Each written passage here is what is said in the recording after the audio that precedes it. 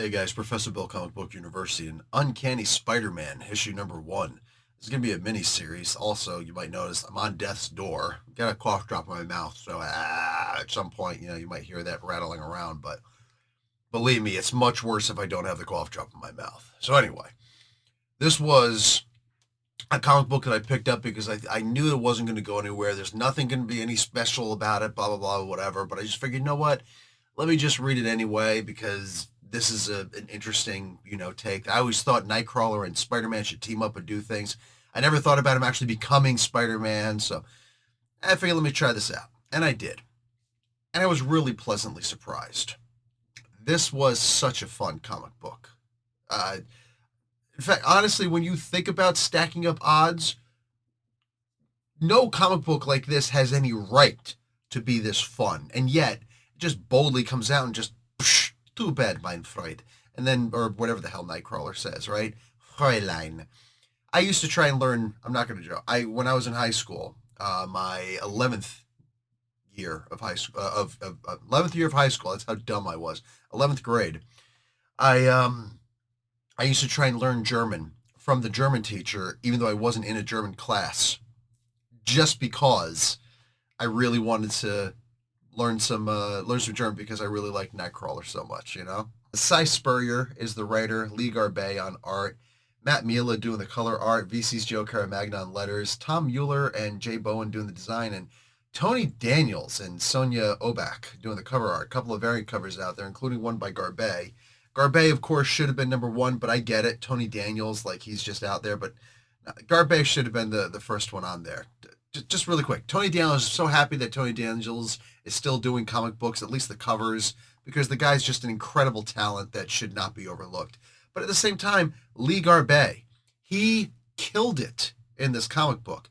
You are not going to find a single bit of art in here that does not look absolutely spectacular or amazing or web of or Peter Parker the Spectacular or the Uncanny, whatever, all those little freaking adjectives for Spider-Man.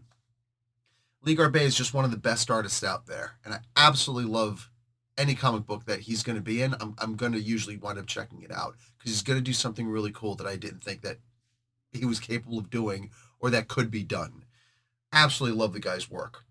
Cy Spur, Matt Mila, fantastic on colors. Like the guy just absolutely, like, I mean, when you're talking about, having some, I don't know, there are people who aren't great artists, but they get a good colorist. Matt Mila is one of those people where they'll just be like, well, we couldn't afford a good artist. This is the only guy that we could afford to actually get. So let's put this guy on it. But hey, we'll get Matt Mila to do the colors, so at least it'll look pretty good. That's who Matt Mila is. So having these two work together was actually really cool. Cy Spurrier, I'm going to say something really mean. Well, at least that some people are going to think is really mean about Cy Spurrier. Cy Spurrier is not a fantastic comic book writer. I'm sure there's plenty of other media that he'd be great at. He is exactly what he needs to be for the position that he's in.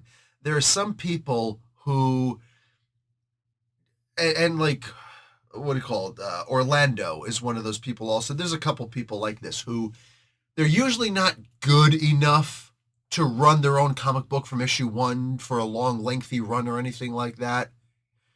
They're good enough to, like, here, this person just had a 50-issue run, and now they've finished telling the story, but we're going to split over to the next person who's going to write the comic book, and we're going to have it end or start it at issue 1, but we still want to put out like 3 to 4, maybe 5 more issues of this run, but the main writer doesn't want to do it anymore. So let's just put, somebody else on it to land the plane, so to speak. And Cy Spurrier is one of those people who would land the plane. I have a buddy who, I don't want to say his name, he might get in trouble. He actually does comic books now. But this is one of those guys who clearly that's what he does, right? He's good in small miniseries to, get you going, whatever. And I loved his Shadow comic book. The Shadow, that was really good. Right up until the end. The ending wasn't great. This issue, though, really came out of left field. Because I'm not joking. I looked at Cy Spurrier's name, I was like, oh, this is clearly going to be a throwaway comic book. And for the most part, a Fall of X, Nightcrawler disguised as Spider-Man thing, this isn't going to go anywhere. This isn't going to be anything long-term or lasting. I'm sure there's going to be a bunch of people going to be like, oh, it's the first time him in this costume and let's grade it and CGC it. And I mean, if that's what you're into, sure. Um, but I figured let me pick up this comic book regardless because it might be fun. It was more than fun. This was such a fun comic book. I sat that I read through this comic book twice, just going, this is great. Between Spider Crawler, between Spider Crawler, bamfing all over the place, you know what I'm saying? Going after these guys on a motorcycle with shocker tech, like they had, I guess, like those vibro, the gauntlets that Shocker has. They have them in gun form, rifle form, and they have the mesh armor, the that mustard colored mesh armor that Shocker has as a vest. Like they had so much. It was just great. He goes and does a quippy one-liner, but he over-explains the freaking joke. There were some parts in here where they're like, oh, sexy. There's too much sexy stuff in here. Look, nobody reads Nightcrawler and says, oh my God, he's sexy. Nobody, I'm talking in the Marvel Universe, nobody sees a picture of Nightcrawler and says, oh my God. No, he's ugly. He's reprehensible. Reprehensive. He's ew. That's what he is. He's a big fat ew. But once he starts talking with that, like somehow he turns German into a sexy language. Have you ever actually heard anybody speaking German? Maybe you speak German. Maybe you are German. You're getting this Google translated. Okay?